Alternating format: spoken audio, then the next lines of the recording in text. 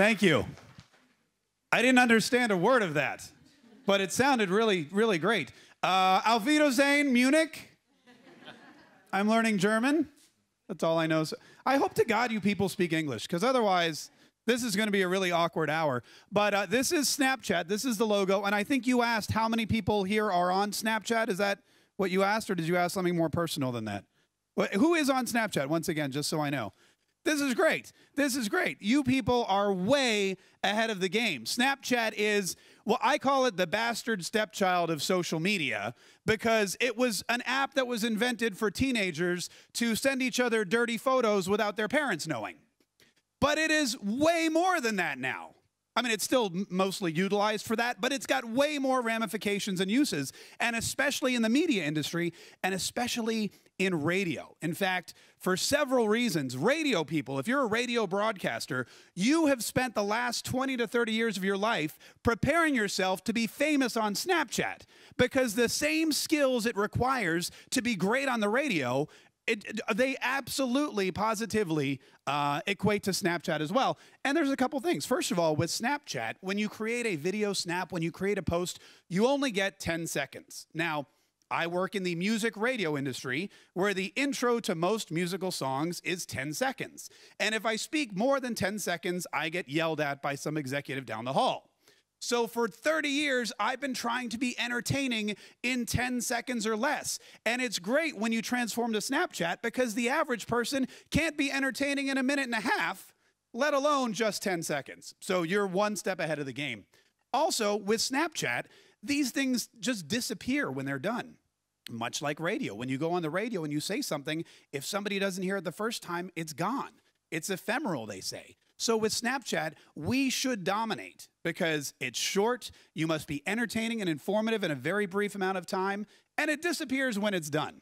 Well, sort of. We'll get into that.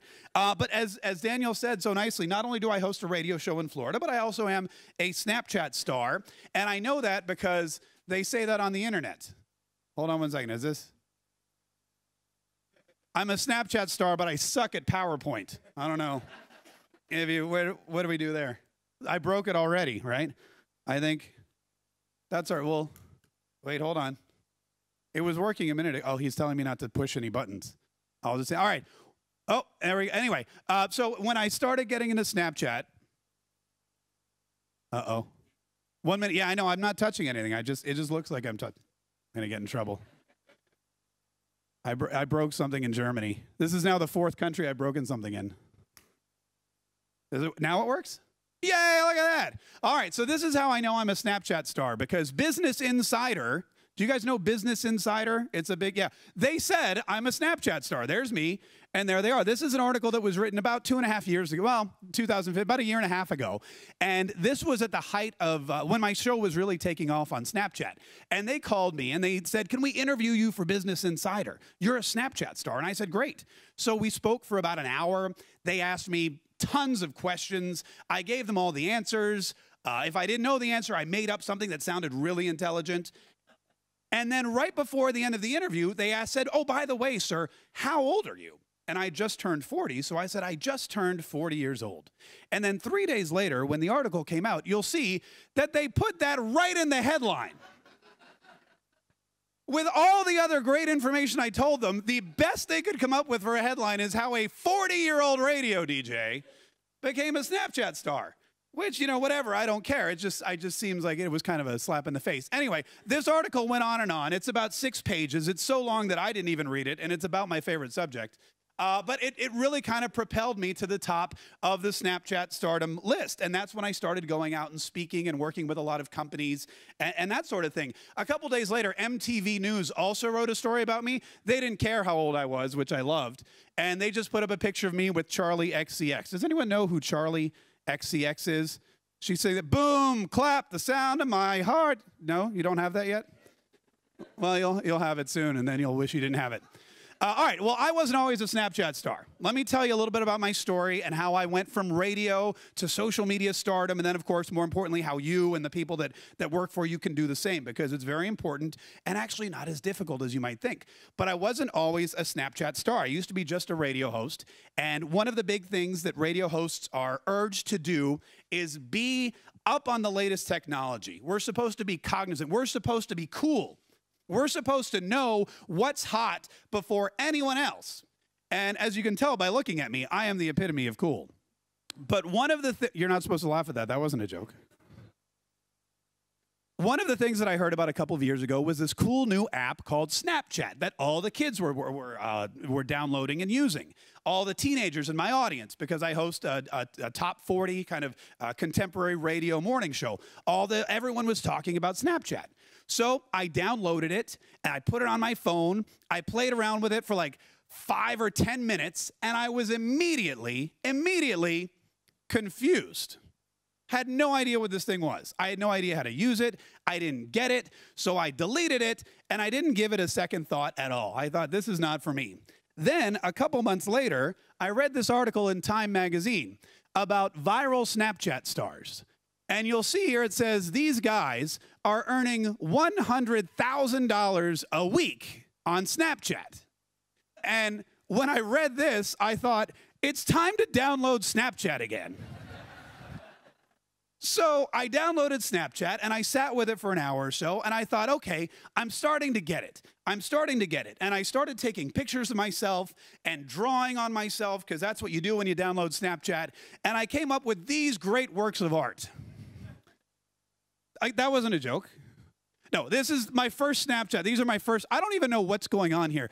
There was a story in the news about a dog who was elected mayor in Minnesota, which is a dumb thing, first of all. And I thought it would make a great Snapchat. So I took a picture of myself and I drew a dog, and that's supposed to be Minnesota, but it looks like the dog has a boot on his head. So that was horrible. This is test driving a new car, although my hand is bleeding through the steering wheel and you can't really tell, and there's blue squigglies. This is horrible. I kept doing it though, because you're supposed to keep going. Bad Boys 3 came out, which is a movie, so I thought I'll draw myself with a really large gun in my hand. This was Pharrell, you know Pharrell Williams? He wore this stupid hat at one of the award shows, so I drew the hat on my head. Then I don't even know what this is. This is either I'm Mr. Clean or I just escaped from a mental institution. I'm not sure which one. But about this time, I realized that I am a horrible artist. I'm really bad. And Snapchat doesn't make you a better artist just because you can draw on your photos.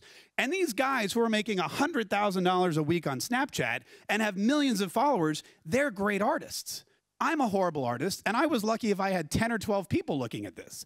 And the 10 or 12 people that did see these, I mean, you would never look at my stuff again if you saw this, right? You'd be like, I'm not following this crazy person. So what I did was that's when I decided there was something about Snapchat I learned that day, that you can't change yourself because of an app. You have to change the app because of you. And what that means basically is there's a lot of apps. There's a lot of social networks. There's a lot of things coming out like Facebook Live and Periscope. And every day there's some new app that's enticing that we all want to try out. And what happens is we all have a tendency to change ourselves because of the app. Snapchat allows you to draw on your own face. But if you're not good at drawing on your own face, you shouldn't draw on your own face. Stick to what you're good at. And what I was good at was radio. I was a radio talk show host. I was good at interviewing people, making funny jokes, entertaining people in that atmosphere. So I decided, screw drawing, I'm not going to do it anymore. What I'm going to do is I'm going to host a radio talk show on Snapchat. And that's what I did. And I called it Talkin' Snap with Mark Kaye. And that's when I really started to find my success on Snapchat. That's when I really started to succeed, because I was taking what I was naturally good at anyway, and I was using Snapchat as just a new forum to broadcast it. And I went out and I started finding big name social media stars from YouTube and from Vine and from Snapchat, and I started interviewing them. And you'll see, every week I would have a new episode. That's a Thanksgiving episode with a turkey. There's a Christmas episode where I'm Rudolph the Red-Nosed Reindeer. There's a clown episode. I don't really know what's going on. I forget what that's all about. But I started interviewing Charlie XCX because I had some music connections for my radio career. Also, Jake Miller, who's a Florida artist. There we both are with our shirts off. He looks a little bit better with his shirt off, but whatever. This is Kevin Jonas. Do you guys know the Jonas Brothers? Do you know Kevin Jonas, Camp Rock, all that? No? Okay. Anyway, Kevin Jonas actually wrote to me after a few weeks of watching my Snapchat talk show and said, I would like to be on your Snapchat talk show. And he wrote to me on Snapchat, and of course I thought it was just some idiot playing tricks with me. So I wrote back, sure thing, ha ha. And then, of course, he sent me a picture of himself to prove that it was actually Kevin Jonas. He's big into technology now. He's left the band, of course. His brothers are still performing music, but he owns tech companies, and he had just started a brand new app called Yude, and he wanted me to interview him on my Snapchat talk show. And that was another pillar of success for me. Just so you kind of have an idea of how my Snapchat talk show works. Here's an episode that I did early on with a guy named Jake Paul, who is basically a professional idiot. This guy is a Vine star, but he's now become a star on Snapchat, and he just recently got his own TV show on the Disney Channel. This was about a year ago, and this was my interview with him. But if you're watching on Snapchat, this is what you would see. Talking Snap with Mark Kaye. Yeah, yeah. Snow. I like snow. This is Jake Paul. Jake Paul. And here's Jake Paul, and here's Jake Paul, and here's Jake Paul riding on a scooter and taking off his shirt, and, well, I don't really know what he's doing here, but Jake Paul's super busy. So busy, in fact, that the only place I could peg him down was in the back of an SUV as he goes to the airport. But please welcome my good friend, Jake Paul. Yay! What's up, Mark? Thank you so much for having me. We're going to kill it. Let's go. What's up, buddy? Look, you are getting more and more popular every time you go somewhere. This happens. That must be a pretty cool feeling to have all those young, attractive female fans throw themselves at you like that. Is it? I imagine. It's an amazing feeling to make a connection with them like that because they know what I'm like on the internet, but I love like seeing them in person, and like they are me. Like I wouldn't be anywhere without them. All right, so basically, there's 200 more seconds of that, but you don't want to sit through 200 more seconds. That's like 100 seconds too long. By the way, I've found that on Snapchat, nobody wants to watch more than 100 seconds of anything. So if you're doing something on Snapchat, 100 seconds is a good place to stop. I know, it seems like an eternity, right? 100 seconds, but that's where we've come. So after a while, after I started doing all these Snapchat shows with Snapchat celebrities, I started to realize that there were a lot of things that Snapchat superstars were doing. And you know what's interesting is the more Snapchat celebrities I interviewed, the more they would share my Snapchat channel with their large audience, and that's how my audience kind of got to grow. And I'll share more on that in just a minute. But the three guys from the Time Magazine interview that were making $100,000 a week on Snapchat, I have interviewed all of them and become friends with them. Other artists, a guy named Michael Platko, a woman named Cyrene Q, who just yesterday was featured in Forbes magazine. They wrote a big article on her because now her Snapchat brings her $500,000 a year just by posting snaps on the app. And she travels all over the world and works with all of these great brands. And she's been able to quit her job at Verizon to do Snapchat full time. Well, these are all back a year and a half ago. We were just a bunch of idiots doing Snapchat stories, and we became friends, and we started hanging out at the same events, and we started working for the same clients. And eventually we started a secret Facebook group where we could all kind of hang out. And if one of us was getting cheated by one company, we would let everybody know so no one else would get cheated by that company. Or if somebody found some new trick, we would go in the secret Facebook group and we would share it so that everybody else could benefit from that trick. So we'd become really tight. And when I first started going around the country and now the world talking about Snapchat, I went to the group. I said, look, what would you say are the secrets to becoming a Snapchat superstar, building an audience, and really becoming successful on Snapchat? And they came up with some great ideas, which I just basically stole. So this is what they said about becoming a Snapchat superstar. 7 things right there. 1, 2, 3, 4, 5, 6, 7. Collaboration, consistency, creativity, conversation, cross-promotion, capture, and creep, which I will explain in just a minute. But basically, the first step is collaboration. And this is true really of any social media, but Snapchat more so than anything, because Snapchat, they make it so difficult to find and follow people.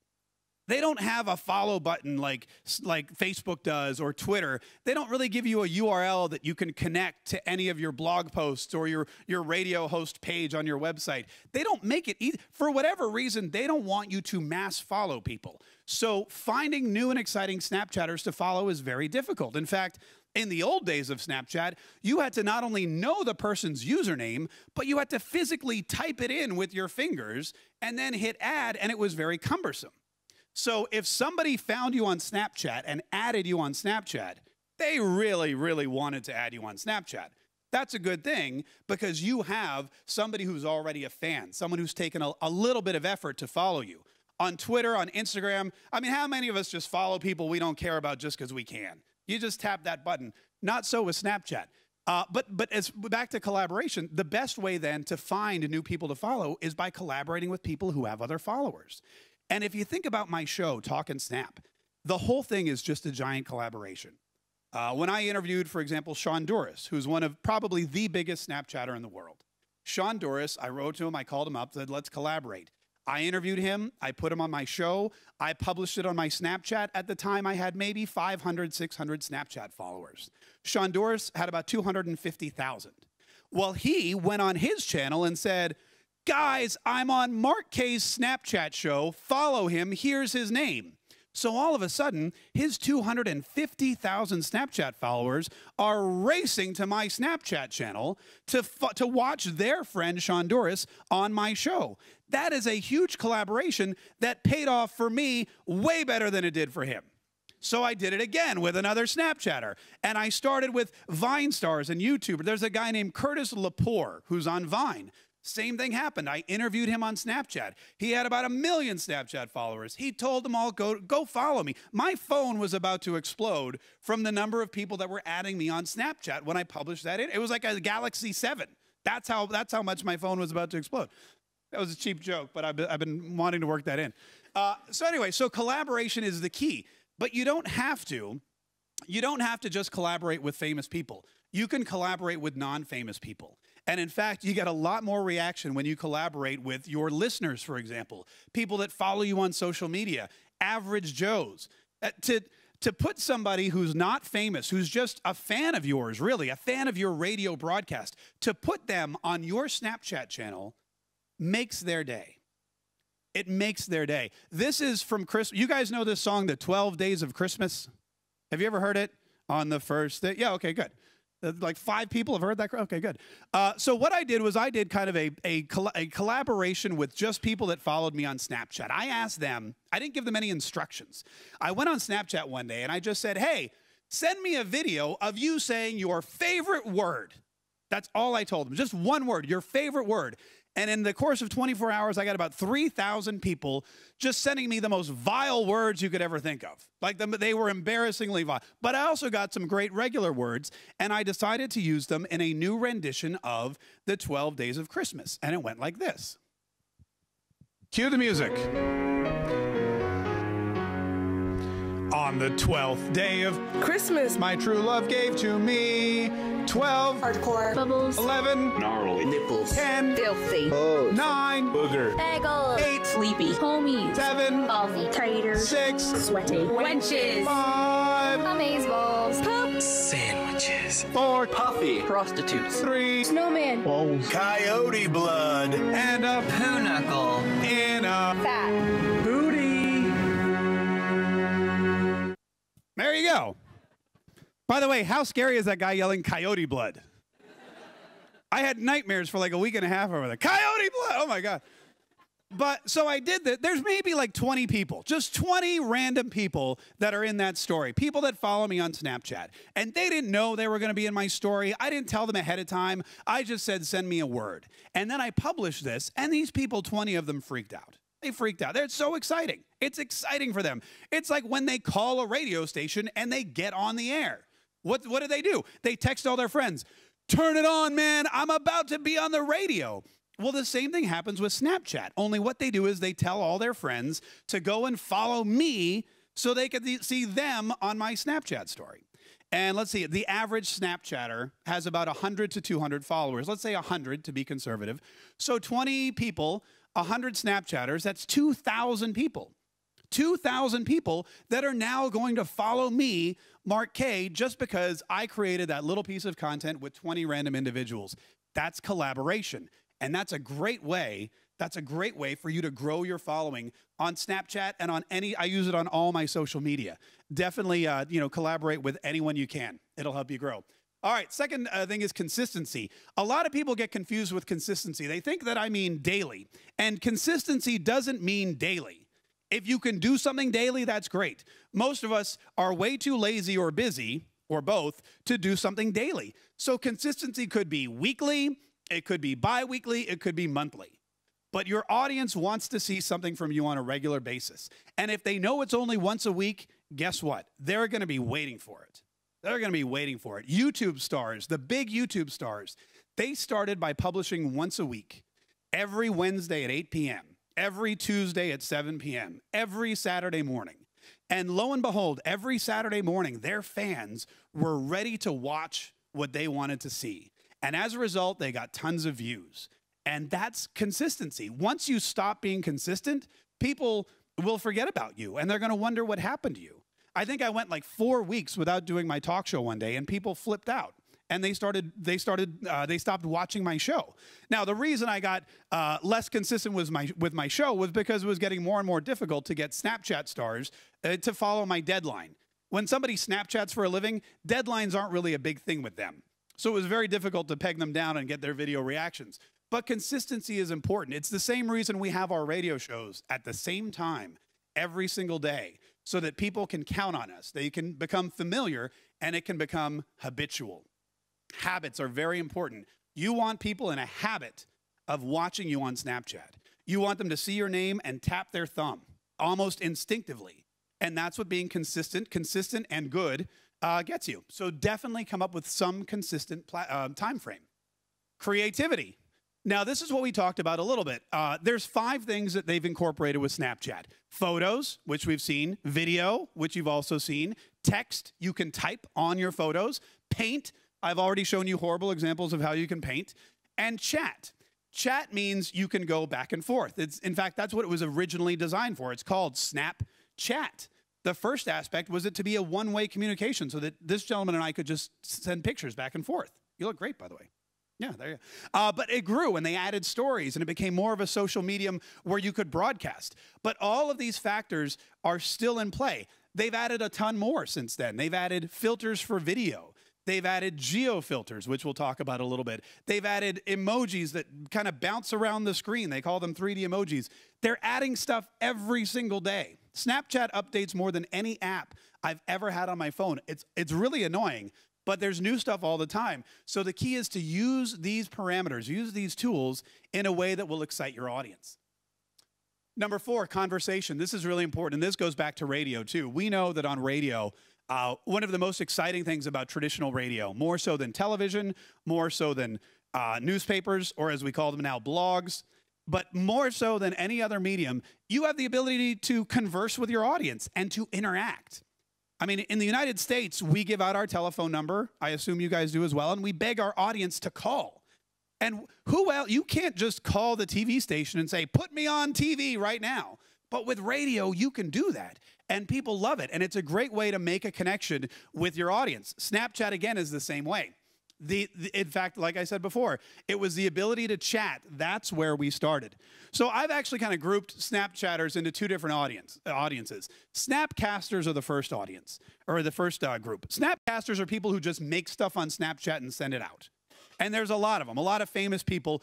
DJ Khaled in the United States, the Kardashians, all of them. They just go on Snapchat, they create content, and they broadcast it. And they never look at any snaps from anyone else, and they don't interact with their audience. They don't even let you chat. Have you ever tried sending a message to the Kardashians? It doesn't go through.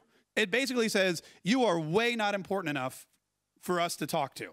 And so you can't do that. It's a one-way conversation. And for a lot of people, that works great. But for most of us, it doesn't. So we have this other category of Snapchatters. And these are people that don't necessarily broadcast anything ever, but they just like to chat. They just like to send their friends messages. They like to send celebrities messages. They use it as a communication device, and that's great. Now, this middle section in the green is where I think we all should be. It's where I am. It's where all these famous Snapchatters are. And anyone who's in the media industry who wants to use Snapchat as a way to build their audience and build their brand and make $100,000 a week doing it needs to be in the green. And that's where you broadcast great entertaining content to your audience who's waiting for it, but you also interact with that audience. You chat with them. You say thank you. You say, I'm so glad you liked it. You put them in your broadcasts. When you're in the green, that's where you become a Snapchat superstar, because you've got to use every single aspect. I had a girl, one day, I was in my office, and I just posted something on Snapchat, and I get a snap from this girl in Ireland, 14, 15 years old, and she says something like, Mark Kaye, I just wanted to say I love watching you on Snapchat. So I hit reply, and I said, Irish girl, thank you. And basically that was it. And I hit send. And then I noticed she wrote me right back. So I hit the button, and I'm watching it, and this Irish girl is bawling. She's crying. What tears? I'm so excited. You wrote me back. I can't believe it. Oh, my God. And then my wife walks in the room because she hears some woman in my office crying. And she goes, what's going on? And I go, I made some Irish girl cry. And she goes, why? I go, I don't know. But she was just so excited because she saw me as a Snapchat. I told her, I was like, look, I'm a Snapchat celebrity. I'm making 14-year-old girls cry. And that's, that's exactly what I'm talking about. So I made a connection with her for life. And just because I sent back a Snapchat saying thank you. And that's something that's very important that a lot of people forget. Broadcast your content, but also interact with your audience. Next is cross-promotion. Snapchat, like I said, is new. A lot of you don't even use it yet. But I'm sure you use one of these other things like Facebook or YouTube. I don't know why I should take Google+. Who uses Google+? Anybody? One guy. Yeah, I'm getting rid of that. Twitter and Instagram. So if you've got any of these other social media networks, you should definitely be cross-promoting your Snapchat. If you go to my Twitter or my Facebook page, you will see the banner across the top says, follow me on Snapchat with my Snapchat name. And I'm cross-promoting Snapchat because, again, there's no real great way to discover me on Snapchat. So ever since, and if you go to my website, markkaye.com, same thing right across the top, follow me on Snapchat. And by doing that, I every day consistently, whether I snap or not, get new followers because they're finding me on all these other networks. If I have a really great piece of content on Snapchat, I'll put it on YouTube. In fact, you can go to YouTube and find all of my old Talkin' Snap videos, which are right there. And that way people can kind of see what I do. It gives me great content for YouTube. And if any of you are YouTube partners, you know that you can earn money as well.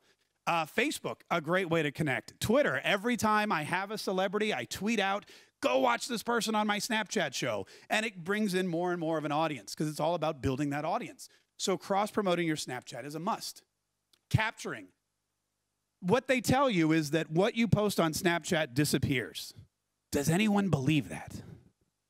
Thank God. In fact, Snapchat nowadays realizes they're no longer the disappearing app. They allow you to save all your stories in something called memories. They allow you to download it. And you should be. You should be capturing everything you do. These are a lot of celebrities. There's Mike Platko doing a show for something called Pretty Little Liars. He's captured all of these and put them on his blog. And that way, when he works with new companies, new TV stations, he can show them what he's done. This is all the great stuff I've done. You should never lose your snaps, especially if they're good ones. It's a great way to bring in more audience. You can create a Pinterest board of all your snaps. You could post these on Instagram with the hashtag Snapchat, and you're going to get so much more followers. It's amazing. And then creep. Basically what this means is to creep on other people's Snapchat accounts.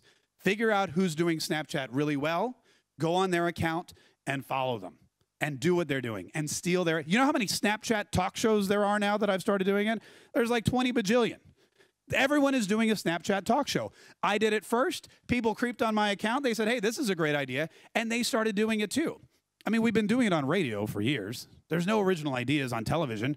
How many remakes of old TV shows do we see now? Hawaii Five-0, MacGyver. These are all shows from the 80s. So go find out what other people are doing. Find the people who are just killing it on Snapchat and borrow their tricks or just steal them. Either way, it's going to make you better at what you do. All right. I know we have a few more minutes. Up until this point, I've been talking about broadcasting content because we're all broadcasters. And we love letting our audience know all the funny jokes and ideas and thoughts and theories that we have going on in our head. And that's great. We should. But there's another key to Snapchat, which I stumbled upon about a year and a half ago, which made me not just a better Snapchatter, but also a better radio broadcaster. And that is that Snapchat is an excellent tool for creating content for the radio, for TV. And not many people are doing this. But about 2 years ago, I got a new show. I have a daily talk show, which is an entertainment-based talk show, but I wanted to get into more news and political talk. So I went to my bosses, and they gave me a show, The Mark Kaye Show. And they gave me 1 hour on Sunday nights. I don't know what it's like here in Germany, but not a lot of people listen to the radio for 1 hour on Sunday nights, especially during football season, because Sunday is the day everyone's watching football. So I got a radio talk show for 1 hour on Sunday nights in Jacksonville, Florida. And I kept talking, which was great, and I kept asking people to call, which was nice. Nobody called. Nobody called because it was Sunday night and no one's listening to the radio. And so after a while, I thought to myself, there's got to be a better way to get people to call. There's got to be a way to get listeners to interact with me on the radio. All I need is audio of people that I can play. And then it dawned on me, I've got a pretty big audience on Snapchat, thousands and thousands of people, young people, and they can send me audio. They can send me video clips, and what comes along with a video clip? Audio. So what I did was about 2 hours before my show, I knew I had a question I was going to ask. And I went on Snapchat and I said, everybody, I'm about to go on the radio. I need your help. Send me your answer. Send me a video snap. Answer this question. And I gave out my question. And I had about 150 answers in about 2 hours. So what I did was I took the audio of some of the better ones and I put them on my radio show instead of phone calls. And it was fantastic. And there were several reasons for this. Number one, the audience was limited to 10 seconds. So I didn't have to worry about a phone caller babbling on and on and on about stuff nobody cares about.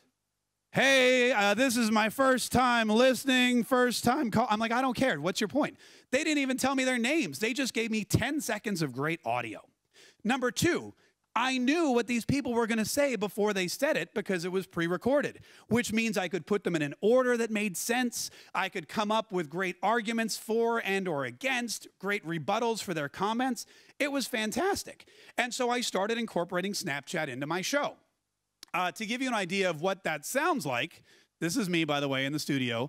This is my Snapchat. And what I've done is I've taken the snaps that I've gotten and I've put them alongside so you can kind of hear how it sounds on the radio and also see what's going on in Snapchat. This is about a year ago.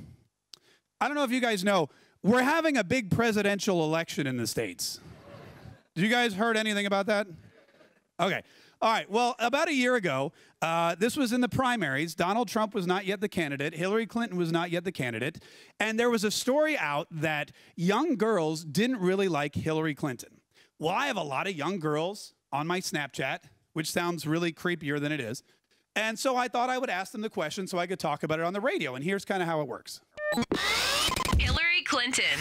The first big thing you need to know is that young girls hate Hillary Clinton. They are not supporting her. They are flocking from her in droves. First-time female voters in their teens. Second-time female voters in their 20s. In fact, female voters, even in their 30s, are not supporting Hillary Clinton. You know, I want to do a little bit of investigative journalism. I want to do, you know, some digging deep on my own. So I went to the one place where I know there are a lot of young female voters, and that is Snapchat. When you really want to find out what young women want, you go to Snapchat.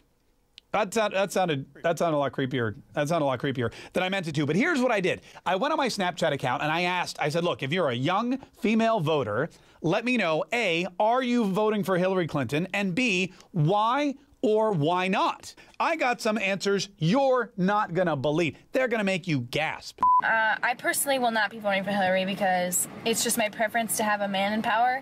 That's a young teenage voter saying, my preference is to have a man in power. Listen to this one.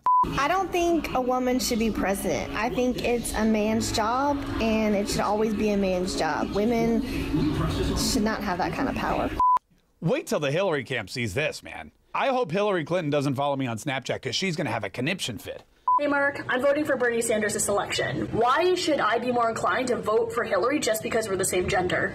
And that's a question that the Hillary Clinton campaign has never answered. They just assumed. Woman support. Here's another. Just because having Hillary as president would make history doesn't mean she'd make a good president. She's under FBI investigation. She wants to raise taxes, and she's a liar. These young women are a lot smarter than I think Hillary Clinton has given them credit for. They just kept coming, by the way, folks. Yeah, they just kept going on and on. I'm so glad, by the way, Angela Merkel wasn't here to see that. She left, right? She's gone? Okay, nobody tell her about that. But that was real teenage women in the United States, and I was able, as you could see, I was able to use their audio on my radio show. And it opened it up. So what happened shortly after I started using Snapchat was we have a station, my company owns a station in Orlando, and the program director called and said, hey, can we get your show in Orlando too? And I said, absolutely. The only problem was they needed me at 7 o'clock and they needed me for 2 hours. So I doubled the length of my show. After that, there was a station in Dayton, Ohio. They wanted to add me. Then in Tulsa, Oklahoma. So all of a sudden, because of Snapchat, I went from a 1 hour, 1 city show to a 2 hour, 4 city show. And before too long, a guy named Herman Cain, who also ran for president a few years back and has a major radio show in Atlanta, he said, can you fill in for me during Christmas break? So last year, I got to go fill in for Herman Cain on 160 radio stations and 6 million listeners.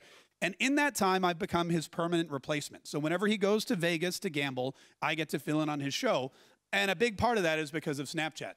So I want you to realize that you have, with Snapchat, not just a great tool to broadcast your content, but also to create great content. You don't have to walk around with a recorder anymore. The people will send you their answers. You could sit right here, ask a question, and be accumulating great content that you can repurpose on your broadcasts. It's a really fantastic tool if you use it that way. Before we go, on-demand geofilters. Does anyone here know what a geofilter is? Great. 2 people. Oh, yeah, 3 people. Geofilters, it's one of my favorite Snapchat tools. I'm going to share with you a quick story. On-demand geofilters. Basically what happens is Snapchat gives you the ability to create a little graphic that people in a certain area that you designate can put on their photos. This is Gary Vaynerchuk. He's a really loud, famous, rich guy. And he does these shows all over the country. And here he is. He created one that says Jabbing for Knowledge in JFK. People do them for weddings and anniversaries. There's one, Go Bucks Go. That's for a big game. If someone were getting married, you could actually draw a little digital fence around the church. And when people are taking pictures of you, they can swipe and add a geofilter that says, congratulations, Mary and Jack, the bride and groom. They're really great tools for business. I actually created a whole video on how they only cost a penny, too, if you do it right. Anyway, this is one that I created. There's a show in the United States called Live with Kelly and Michael. Have you guys ever heard of it? It used to be Regis and Kelly, but Regis retired. It's a big morning TV show. And Michael Strahan was the co-host, and he decided to leave, and it was a big deal because he didn't tell anybody, and she got really mad. So I bought a geofilter. This is me, and it says, hey, Kelly, give me a shot, Live with Kelly and Mark Kaye. And I drew a little square around the ABC studios in New York City where they taped the show. So anybody, you can see this is right outside, anybody who went to the studio and took a Snapchat could use my geofilter, and they could share it all around the world. And my goal was to get the producers and Kelly, who were there in the building, to see this geofilter. And people started using it. Here's a girl that went to the show. This is a picture of how it looks when you go on Snapchat. There's the green box. That's the ABC studio on West 66th Street. That's where Kelly does her show every day. It cost me, from 9 a.m. to noon, that's when their show was taping, this cost me $9. So $9 a day, I got to send a message to the producers of Kelly and Michael where they worked. And the audience would share this every single day. And I ran this for about 10 or 15 days. I mean, $8 a day, it was nothing. So I spent about, $100, $200, and I ran this geofilter. And it was so successful. It was so successful that the producers of Kelly and Michael called Snapchat and said, please stop letting this guy buy these geofilters around our studio. And I got banned from buying geofilters. But I knew it was really successful. I knew I'd really made it because a week later, they introduced their own geofilter, Live with Kelly and ... And when you go to Live with Kelly, you can take a picture of yourself and you can pretend to be Kelly's new co-host. So I marked that as a success in my book. And now on my resume, I put that I'm a social media advisor for Live with Kelly, because I feel that I am. Anyway, that's kind of my journey. That's what I do with Snapchat. This is how you can always get in touch with me. And I really appreciate you having me here in Munich. I've really enjoyed it. So, Farfennugen. Thank you.